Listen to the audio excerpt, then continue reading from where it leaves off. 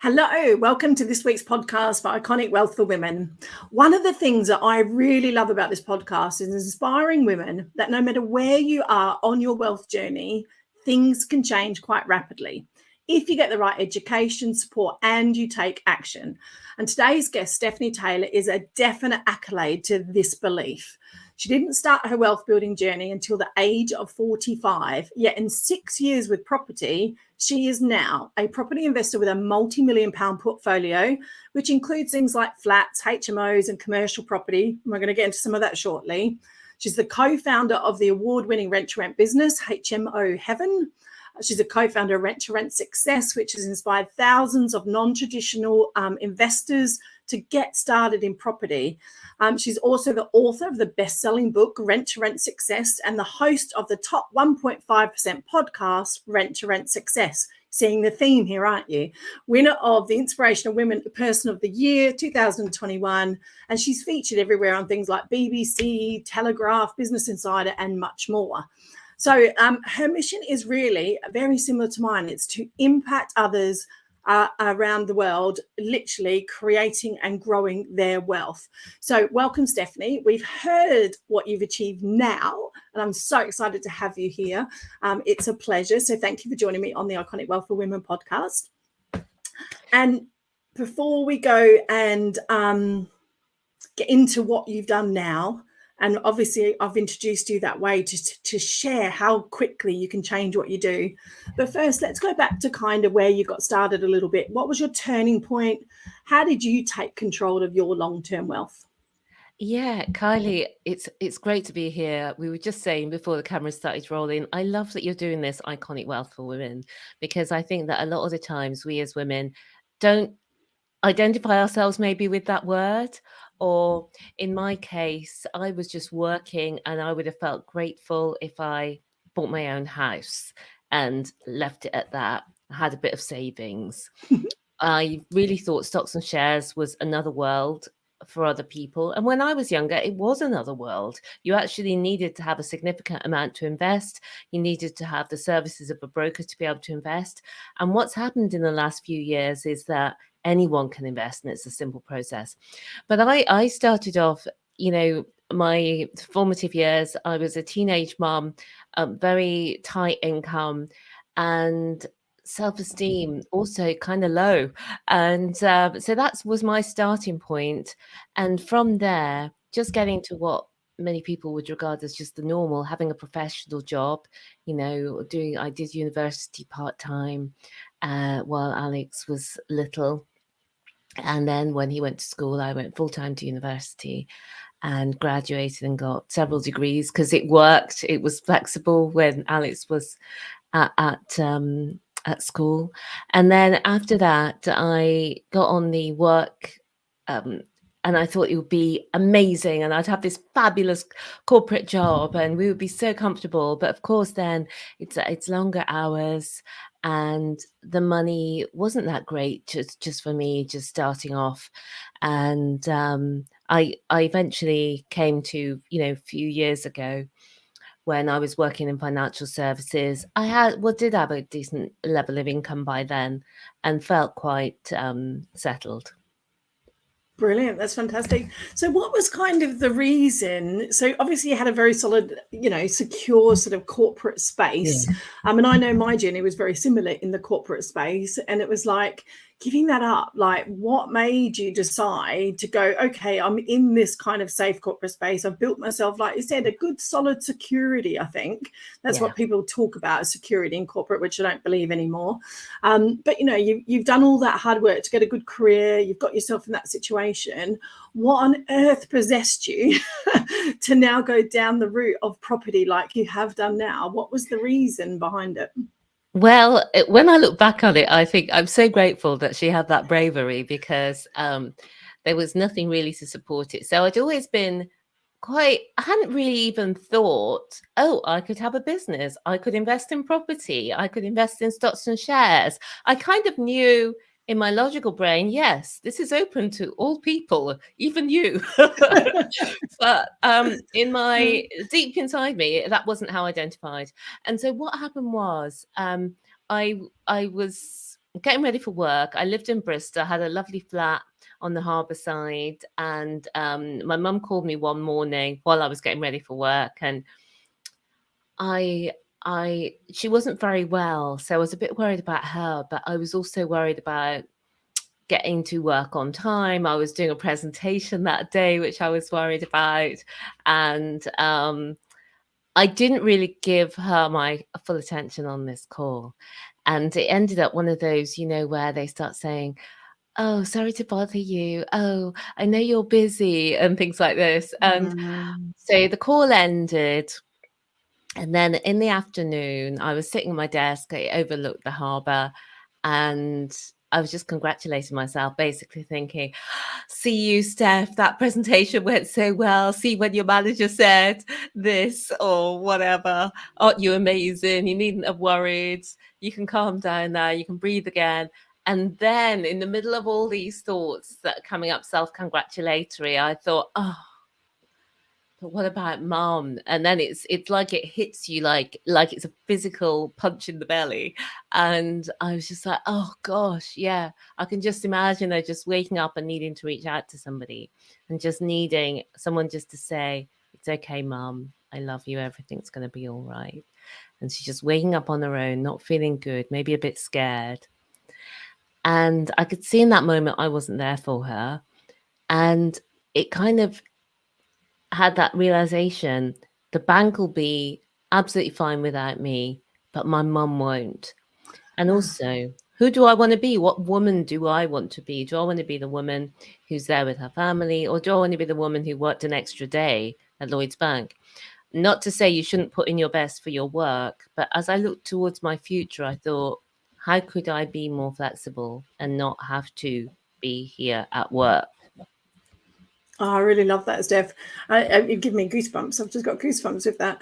But I think, that touches me in two major ways as well. And I think that you sort of mentioned it right at the beginning as well is, what does wealth really mean to us? So we talk about, obviously, I love talking about money. People hate it, but I love it because I want to empower women to talk about money, own it. We were talking about the other day, someone approached me about doing an article around what does it mean in finance jargon, around the jargon in finance for women. And I said, no, we don't need to dumb it down. We don't need to cut the jargon. We need women to be empowered to understand it. And so, one of the things we talk about is money and wealth, but what is really wealth? And for me, you've just touched on it beautifully there. We don't talk about wealth for the sake of money.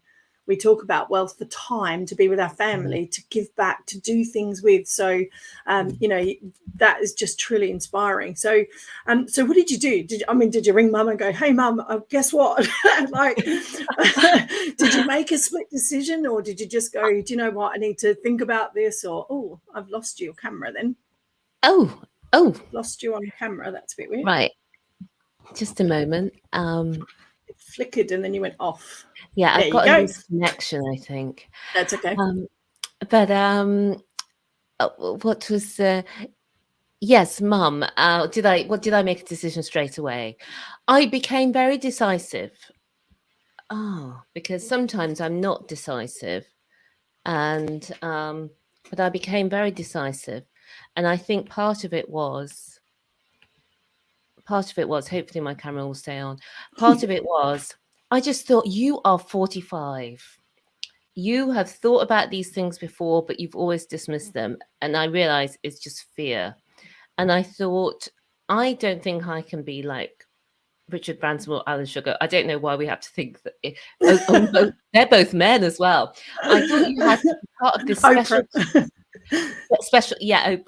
I thought you had to be part of this special club and have a network and know all the old boys things, know all about tax and money and business. And I thought, oh, I don't know any of that. And I just felt really like it wasn't for me. But I thought, I've got to do something. I've got to do something. And I started to look into property because I realized people get wealthy through property, sometimes by accident, just through buying a house and living in it. And I thought, well, if people can do it by accident, maybe I can do it deliberately. And it seemed like a more simple kind of business that in my old frame of mind, even I could understand. And so that's what really got me started, that property was the answer. for me. I love that, because obviously property is, it's a wealth vehicle that's been around for a long time. Everyone talks about it. Most successful people have some sort of property portfolio. So what was the kind of, if you're sitting there in fear, so obviously that for me, I see it all the time. So, a lot of people just say that to me about traveling, because I left Australia and I came to the UK and I've traveled to loads of different countries, and they're like, wow, how do you do that? And I'm like, you book a ticket and you go. But again, it's that simplistic terms, but it is, like you said, fear holds so many back, and especially I find women to hold it back. So how do you start to overcome some of that fear to actually take that first step? What's just a couple of practical things people can do if they're thinking about doing something, they've had that niggling idea, and they're just not sure how to break that fear to get started? Well, I like to say, unleash your inner badass. I could call it the Badass Manifesto, because many women, especially going into middle age and older, start acting like they're not a badass, and we are. And for those of us who have that spark, to be able to listen to that spark and go through all the fears, because I don't think there are many people who start something new and don't have any fears about it. So how I like to think of it is 3 steps: love, listen, and lead. So love is that often we're very self-critical in the way that we talk to ourselves subconsciously. Those little conversations we have in our mind, if we trip over, spill some milk, those are small things. But if we feel like we've failed at something, then they'll be, I never thought you could do this. Oh, I think you're such a failure. Why would you even try this? Look at what happened in 19 whatever when Yeah. Susie so and so said this, and wasn't she so right to say that? And most of it's negative, and as humans we are programmed that way. So there's nothing wrong with you if you do have that negative chat going on. We are designed to avoid pain, seek pleasure, and do so using as little as energy as possible. And for that we have to be able to spot all these negatives and be able to act on them. But in our modern world we don't need to focus on the negative as much, because we're not in that constant danger of death. So the first one is to love, and that is to bring that loving conversation into your own self. So the same way that you would treat your daughter with love if she was telling you something, or a niece, or even a puppy, the same way that you would have compassion for their mistakes and know that they were doing the best they could with what they had at the time, is the same way you show compassion to you, and how you behaved in the past was exactly, you did the best you could with what you had at that time, even if you now regard it as a mistake. So the first is love, to bring that love and compassion to yourself, because it's through love and compassion can help you grow. And the reason we know that is when we've got young toddlers, if we want to encourage them to get better at writing or reading or whatever, we don't just say, oh, you're so rubbish, I wouldn't even bother with that if I was you. Or we see them struggling to Oh, walk, oh, just forget it, you've tried at least 3 times, I don't think you should bother with that anymore. No, we say, oh yeah, keep going, you'll get there, and maybe try a different approach or whatever. But so number 1 is love. Number 2 is listen, because most of us don't actually know what we want, because we never listen to ourselves, because having that relationship with yourself is listening. So we're often, even if we're on a queue in a supermarket or something, we're on our phone, we're on podcasts, we're on social media, we're on television, we're on something. I'm podcast, audiobooks, driving, we're always got some input. And so for many of us, we just need to take that time to switch off and actually lean into what is inside you. Because when you're a coach as well and a mentor, and so am I, and when people come to me and say, what should I do? And the only person who knows the answer to that question of what they should do is them. That has to be the truth. And so it's just drawing that out of them is a big part of coaching and mentoring. But we can do that for ourselves just by sitting with ourselves as a best friend and listening to what you want. Over time, the answer will come out. And lead is, once you know what you want, it's going to be scary to move towards it. And so you have to be a leader in your life. And as you do that, you become an inspiration to people around you, your family, your friends, your community. And so love, listen, and lead. That's what I invite people to do. I really love that. I just kind of tuned in and zoned out with you there. It was lovely. But it is interesting. It's like, I love your love bit, because I wish sometimes you could record your head and just play it back. You know, you listen to all the things you say to yourself and you're like, why? I would never say that to anyone else. It's Oh. like, so yeah, I always wish sometimes I could record that little monkey and then just play it back and actually really physically hear it going, you are doing this all the time. So I really love that. And listening, it's funny, I was saying to the girls the other day, one of my friends bought me a book for my 50th. So my 50th has been a massive shake up for me. I'm like, yeah, okay, time to really play big.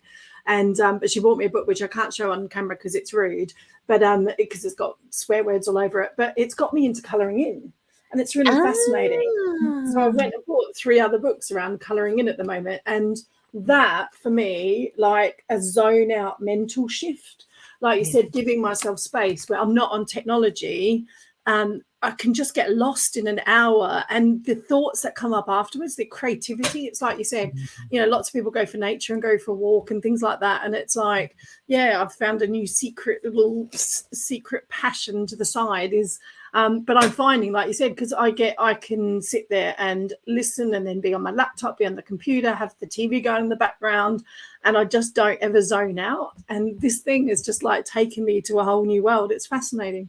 So I love that, listening. And then obviously, yeah, leading is doing these sorts of things, being brave, putting yourself out there. And that is not always easy to do as well. So thank you for sharing that. So if you're sitting there with a spark of an idea and listening to this, start with that space, start with that, and ask yourself, like, what do you really want?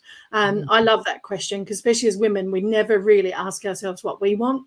It's always about generally what other people want. So you know, what is it that you really want to do with your life? So fabulous, Steph. Thank you so much. In relation to kind of so that's kind of takes you to get started, it gets you out there. So your obviously journey has mainly been through property, which is incredible. I know you're obviously doing amazing things now around wealth, but kind of why did you choose property? What was it about property that really took you down the path of your success in such a short space of time? Yeah, I never thought that property would be the way. But after I had that little spark and I thought maybe you could do something in property, I started attending property networking events. And anybody who's been through this, and I know you have, you're absolutely astounded, because it's like there's this other world where people are doing all these crazy things. And of course, some of them require a lot of money, what seemed like a lot of money, hundreds of thousands of pounds, tens of thousands of pounds to get started. But also, there are people who were just normal like me and working and were getting involved in property using strategy. Well, one of the strategy that I decided to take up was called rent to rent, where instead of buying a property buy to let, where say you needed £50,000 to buy it, and then you could rent it out and maybe make £300 or £400 each month cash flow after your bills. And they were doing this, but they were rent to rent. So they were renting the properties. They weren't putting 50K in. Sometimes they were putting a few £100s in or a few thousand, not very much for a property. And then they were renting the property out again with the owner's permission. It's legal and it's ethical. And I thought, wow, rent to rent, that can't be a thing. And I looked into it and I thought, people are doing this. And I could see the photos of the properties online thinking they're not doing it well. You know, there certainly wasn't, if you want to call it, a woman's touch or that bit of care and attention paid to these properties I saw online. And that gave me confidence, because I thought, wow, if these people can do it, I can do this. And so that's what gave me the confidence to start in rent to rent. So basically started off making money from other people's properties, and each property would make between 500 and over £1,000 every month. So you didn't actually need that many properties to replace, you know, an average UK salary. Yeah, well, it's only really 2, isn't it, really? What is it, 25,000 roughly an average salary? Yeah, so a couple of properties and you're nearly there. So what's been your biggest, I guess, lesson or learning along the way then, if you're sort of wanting to build your wealth around property? What's been your biggest lesson? When you first start, you look at the top of the mountain and feel overwhelmed and think, oh, I'm never going to do it. I don't even know about the kit up there. I've heard the oxygen's very difficult day. I don't know if I'll be able to breathe. Don't know if I'm cut out for this. Look at all those people. Look at the gear they've got. Oh my goodness, I can't do that because I haven't got that gear. But actually, everyone who's up that mountain that you're looking at feeling overwhelmed just took the steps. So you can actually take the very next step in front of you and the very next step. And as you go up and look back, you're amazed by how far you've come. But each time you go up, you see different things that you just never saw from the bottom. You have different opportunities. You become a different person. You know yourself, Kylie. I was not a confident person in terms of speaking on video or having other people think that I know something. I was very concerned that people might think that I thought that I knew something or I thought I was better than them, and I was very concerned about people laughing at me. But I got over all of that too, and just got on with it, and just decided if people are going to criticize you, whatever you do, why not do what you want to do? That's so powerful, because it is. People have an opinion no matter what, don't they? That's what I would say. People have an opinion no matter what. So why not do something to better your journey, whether it's, to help your family, whether it's to help your friends, or just to help yourself. I think that, people are either going to, mock you for not staying still or mock you for moving forward. So I really love that. And I think that, that's a common fear around women, I think, as well. We very much are always worried about what our friends are going to say. How's it going to look? I know I had a massive fear when I first left work, because it was like, oh, what are my corporate people going to say? That big sort of shift out of corporate, going, she's crazy. How many times people told me to go back and get a job? So I really love that. So you've obviously worked through that now. You obviously way out the other side of success in relation to where, I guess, it probably wasn't even success when you started. You probably didn't even see the vision you have now when you probably first started. Like you said, it was just to get a property or two or three.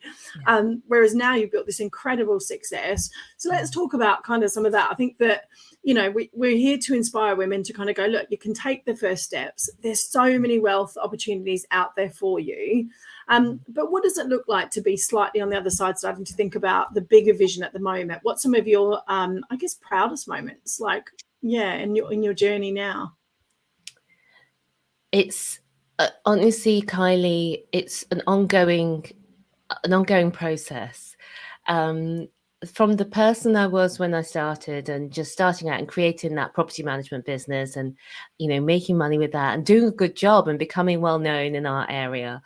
That was phenomenal, and that was with HMO Heaven.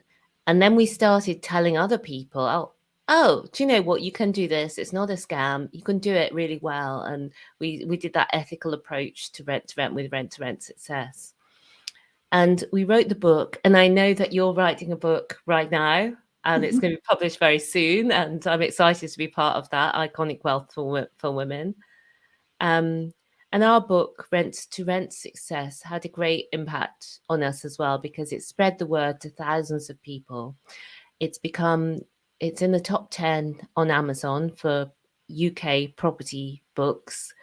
And it's right up there with some of the big names that we would all know that are nationwide property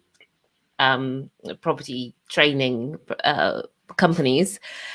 So I think those.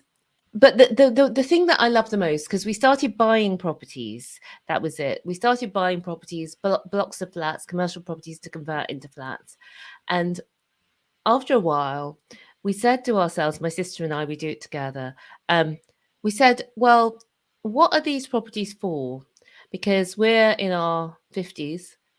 My sister would be like, I'm not in my 50s, because she's turning 50. I'm in denial too. I'm with your sister. I'm going backwards. I refuse to get any older. It's just a number. She's turning 50 in June. What we want to do there is to set up an accommodation and education trust, so that all of the properties that we acquire will then become beautiful, affordable homes for people who struggle to get them. And not only will it provide that safe accommodation of a high quality standard, but also the education to say, This is how, if you want to buy your own properties, do your own business, this is how you can create wealth for yourself, starting from exactly where you are. Even if you're on a low or average income, you can become wealthy over time. Wow, I'm blown away. So is this a separate sort of entity that you're creating, or are you creating this accommodation and education trust? So are you setting it up to help other people now? Yes. So that Wow. when we're no longer here, let's put it in the euphemistic terms, You're building your legacy, are you, Steph? that in hundreds of Yeah. years' time, those Yeah. properties will still be here, and that trust will be getting bigger and bigger and bigger. And the Wow. trustees will enact their responsibilities in line with the vision that we have when we set up the trust. So at the moment, we're in the early stages of what will it need to look like in the future, and how Mhm. can we transition towards that as we age. I love that. I think that, and that kind of sums up really iconic wealth for women is for me is about getting to that stage where, you've earned some money, you know exactly where you're going, you've built your own sort of, I guess, status in relation to kind of making sure your family are okay, making sure your son's looked after, all that sort of thing. Yeah. And then it's like, okay, now how do we do it bigger? How do we do it differently to give back and change society? And I think that, one of the philosophies is very much, I always say, if good women earn good money, they do good things. And that's why we talk about money, because we talk about it to encourage your wealth journey, because along your wealth journey is when you can start to impact others. And it's to stop that thriving, where people are really, I always find I meet women daily who are giving back so much that they're struggling, that they're massively Yes. broke. And I Yeah. don't agree with that. It's like, how can you help others when your own oxygen mask is not on? Yes. So, I love that you're doing that, but also you're not leaving it till retirement to do something either, because that's the other thing. It's either one or the other. It's like either give now and go broke doing it, or wait till you've made it and you're retired to then give back and either give back time or money. So I love that you're combining it as you go and you're building your legacy as you go. So talk to me about kind of what are some of the thought processes that have come up of why are you doing that? Like, if someone's got an idea, so obviously I'm playing with Iconic Wealth at the moment, going, what could we build around that? Could there be some sort of, we're thinking about some sort of investment fund, maybe some fundraising to give back, to kind of have access for women in business to go, how can they access more investment funds that they can't do through the digital banks and things like that? So what kind of sparked you to create that, and where would you get started? Yeah. So I think having the professional advisors is the place to get started, because trusts are a very complex area of law, and tax is your biggest expense in business. So you suddenly have to become good at tax, and tax in terms of inheritance tax. So tax after you leave something behind. If you leave it in a trust, the tax world is very different.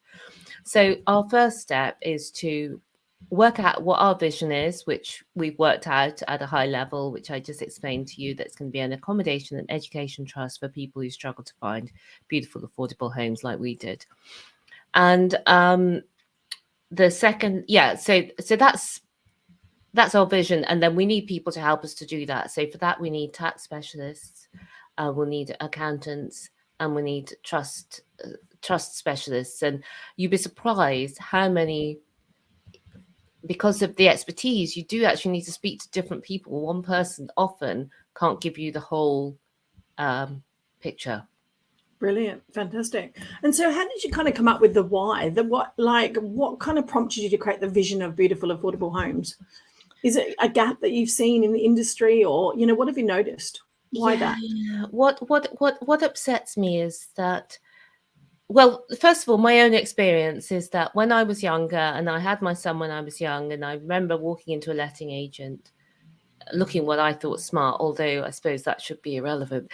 But the woman just looked up from behind her counter and said, "We've got nothing for people like you."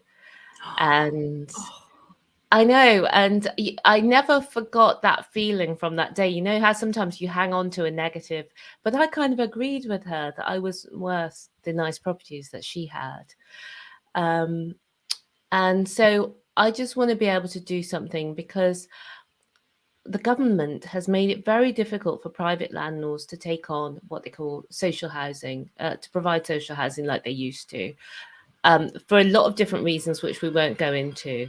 And also the government's own spending and investment in social housing has gone down. So people at that lower level in the market struggle so much to find some good accommodation, and we just want to have something in the future as well as while we're here now that will be able to help to meet those needs for people. Brilliant. That's fantastic. And so, if you're sort of looking at your kind of wealth journey along the way to get to that stage where you've been able to, now you're starting to think about, you're setting up your legacy, you're starting to think about the future, what's been some of the key kind of turning points along the way for you? So if someone was getting started thinking, wow, I've only got like 50 quid to get started with, Yeah. or do you know what I mean? I'm like, how can I get started? So it could be that they're from maybe they don't have investment funds yet. Yeah. You know, what's kind of been the kind of the flow of your wealth, I guess, in relation to kind of where you see your journey? Absolutely, set that vision, because I've been through periods where I've literally been counting pennies in cash, because it was before the days where, I was going to say before the days where everyone had a bank account, but there was a lot more done in cash back in the day. Not that, you know, the debit card didn't exist, it was cash and checks. So I've actually had times where I've actually been counting the pennies, where I've been significantly in debt. And to get from there to a place where you feel like on solid ground, it's just to actually give yourself the clarity and think, where am I? And go through everything and look at everything, see where you are, see where you want to be. And then this is where the love comes in, because then you look at this situation that you've created for yourself, because we have all created it for ourselves. Even if it's someone else, we have, you know, trusted that person or allowed that person, whatever. So when we take that responsibility on for everything, then it gives us the freedom to be able to say, okay, that was the best I could do at that time. I did my best. I can see why this situation has occurred, and now I'm going to do something different. And you just move gradually towards it. And that might be a combination of speaking to the people who you owe money to. Some of them might accept a reduced amount. And then setting up a plan where you stick to that plan to repay the debts, to save up a safety net. And then the main thing about, and the simplicity of this blows my mind, is to become wealthy, all you need to do is invest. And to invest, it's not like it was in the days of yore when I was young. It's all, we can now invest in a stocks and shares ISA. It's a phenomenal way to start for people. It's a government sponsored, it's tax efficient, and you can start investing in stocks and shares there. And then, you know, for some people it might be property, for some people it might be business, for some people it might be other things. But I think alongside that, for most people, it's great to have a stocks and shares investment as well, and let the compound interest work. It's crazy magic. Yeah, I think that's one of my biggest things. It's funny because I come out of work learning to trade, so I learned to forex trade.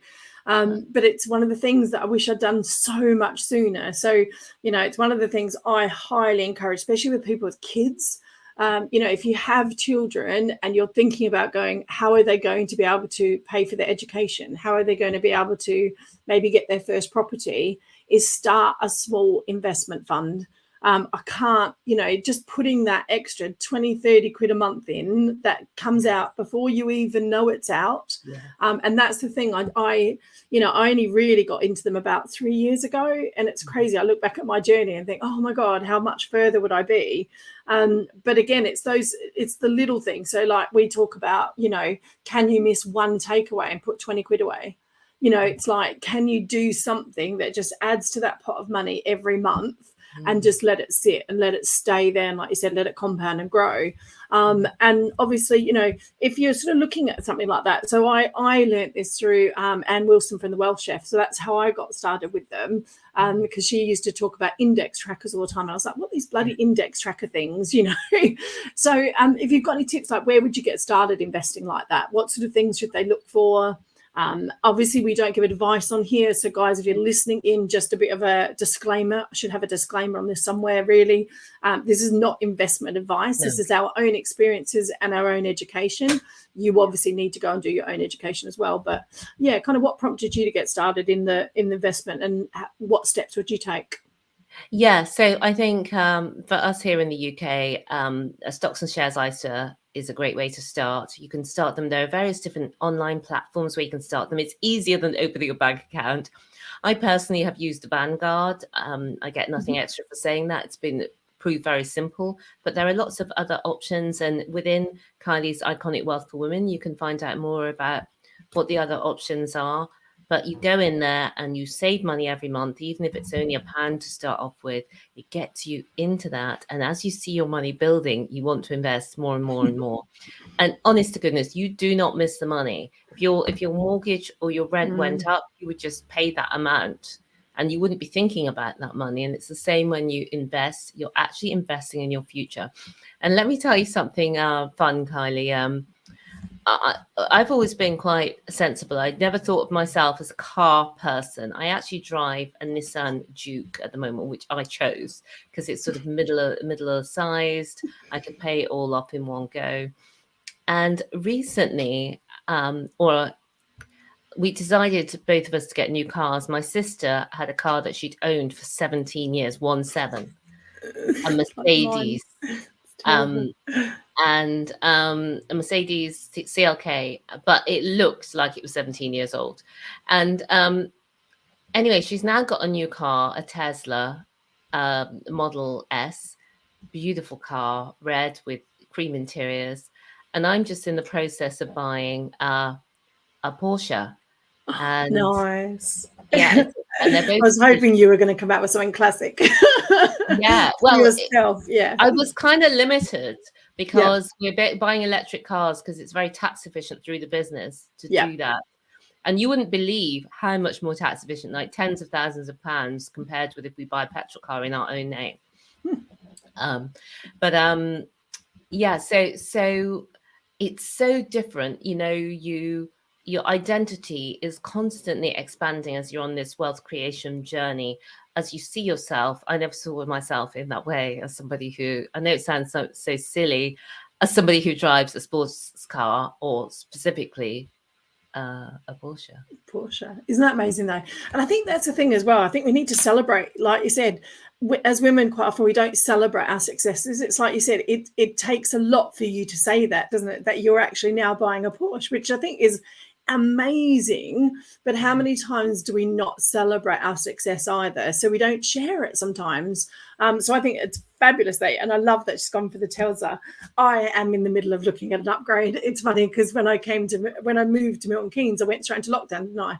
So I'd obviously been traveling for 6 months. I had sold my place in London and then had to move here. And of course, I hadn't rented before. I just wanted something temporary, didn't I, to decide where I was going to live permanently.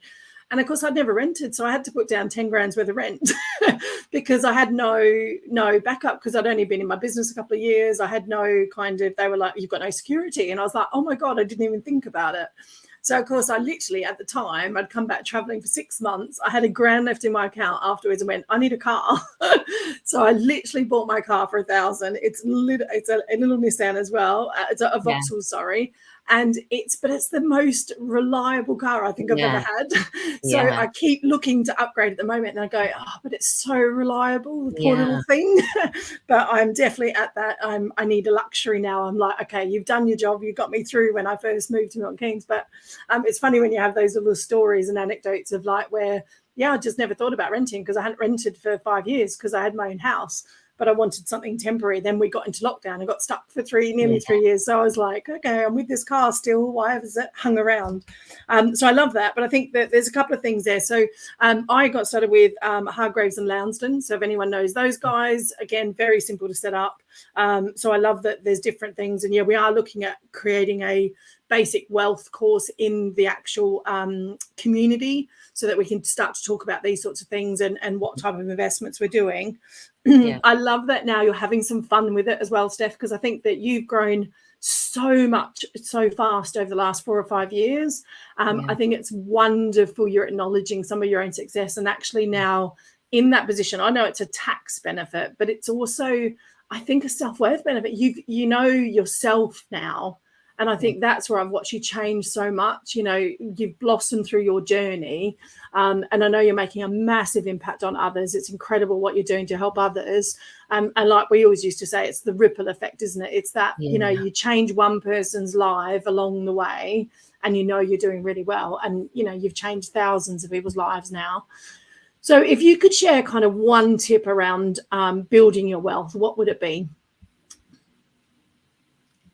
It would be believe, because we've probably said this a few times, but we hold ourselves back. It's not that other people hold us back. It's our beliefs define who we become.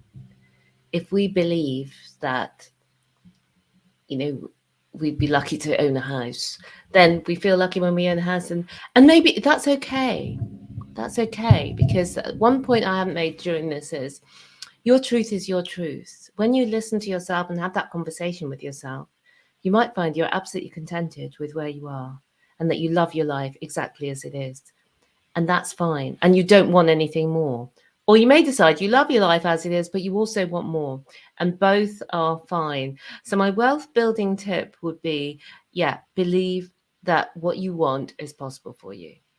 Brilliant. I love that. And I think that's really nice to acknowledge as well, because especially in my online business space, we see so much where women are, I have to do 6 figures, I have to do 7 figures, I have to build this $1 million business. It's like, do you? Like, it's not right for everyone. And I think it's okay, like you said, to enjoy your journey, be on your own path. So I really, really love that. Steph, this has been fascinating. I have to ask you one more thing. We always ask, as a bit of fun on this podcast, is what's something we don't know about you or something a bit unique? And you love roller disco. Incredible. How did you get into going to roller discos? They seem such 80s for me. I'm like, what on earth is roller? So do you do that now? Like, do you have a roller disco you go to? Yeah, well, I first started as a teenager in the 1980s, and it was such fun, and the music they played was brilliant as well, and we used to go there with friends, so it just brings back such great memories. And we have a roller disco. I live in Wales, but it's in Bristol, which is about an hour away.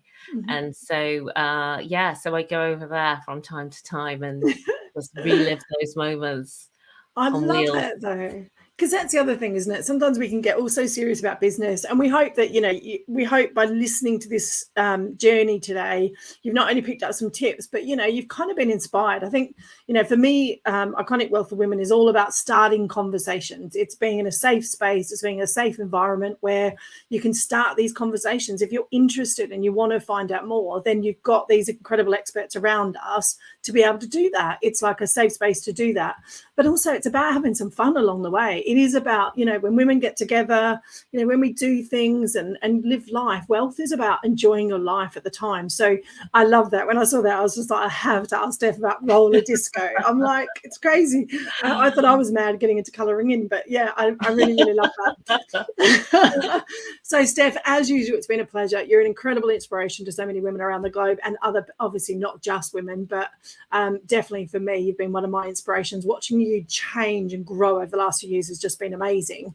So what's the best way for people to get in touch with you? Obviously there's going to be links around this podcast, but share where you mainly hang out, and is there anything that you want to share?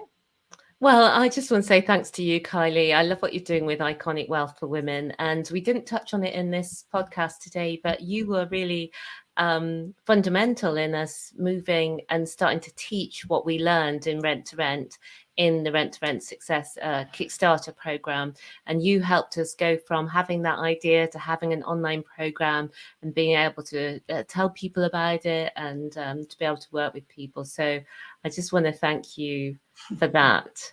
Thank you. I remember your little idea when you first started. It's like, can I really do this? And that's why it's always a pleasure to watch, because it's like, that was just a spark, and it's only Yes. been a small part of your journey now. Now you've just gone on and done massive things. But I think it's really interesting. Again, it's that belief, isn't it? It's that first belief.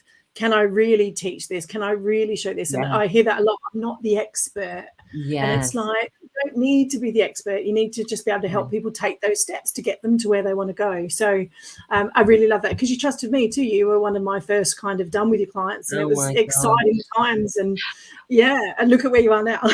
But if you look back though, Kylie, that belief was so shaky, but yeah, it was enough. I was so tentative at first moving forward, and that belief was so shaky. So just saying that to anyone listening who wants to believe, yes, I can be wealthy, I can build my wealth, I can grow my wealth, but your belief feels a bit shaky. Start off with that shaky belief, and it will strengthen up as you move forward. But yeah, you can find me at renttoRentSuccess.com/iconic. And if you go there, you'll be able to get a free copy of our book called Rent to Rent Success. And also you can find me at blowupyourlife.com, where we help women over 40 to blow up their lives and achieve the lives exactly that they want. I love that, because, for me, it's empowering, especially women over 40. Like, we are one of the biggest people that are starting businesses, but have a guide like Steph. I wish, in a way, I'd had a guide like Steph when I first got started, because I think that, like you said, sometimes you can't see what's in you until someone else does. So, working with people like Stephanie, she will spot those things that you may be just hiding away and bring them out into a much bigger way. So thank you so much. Please do go and obviously download your book. Read it. Even if you're not getting into property, go and read it. There are definitely ideas and inspiration in there that you'll pick up anyway, but it might just spark that other wealth journey down in towards property. So please do that. There's obviously links around this podcast. Come back, hang out with women like this, because again, one of the biggest things that you can do to literally turn your wealth journey around, or develop whatever you want to do, or even just spark something new, is to be around incredible women like this. So thank you for being here, Steph. I am loving hosting this podcast. And like you said, if you haven't seen the book yet, I'm not sure if this is out before or after the book. So please do keep an eye out for the Iconic Wealth of Women book. People like Stephanie have put their time in, effort in, and shared some of their knowledge and stories. But also some practical tips to get you started no matter where you are. So please do keep an eye out for the book as well. And it's been a pleasure, Stephanie. Thank you so much for your time. Thanks, Kylie. Bye. Bye.